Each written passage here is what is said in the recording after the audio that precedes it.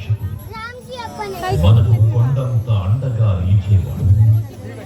మనసులో తలచిన వెంటనే గుండెల నిండా ధైర్యాన్ని నింపగలిగే మహాయోధుడు, అభయహస్తంతో ఎల్లవేళలా మనల్ని కాపాడే ఆ భగవంతుడిని ఇప్పుడు మనసారా స్తుతించుకుంటూ శ్రీ పంచముఖ ఆంజనేయ స్వామిగా అవతారం ఎత్తిన కథని దృశ్య రూపంలో తిలకిద్దాం రండి.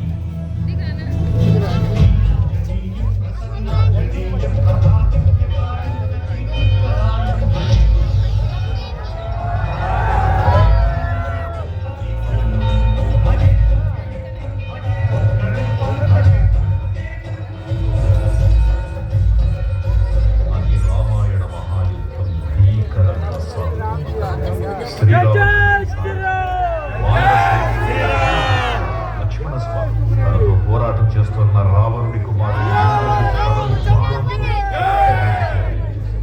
ఇంద్రజిత్ మరణ వార్త విన్న రావణుడు ఆవేశంతో ఊగిపోయాడు. ప్రతీకారం కోసం పాతాళ లోకాధిపతి తన సోదరుడు అయినటువంటి మహిరావణుడు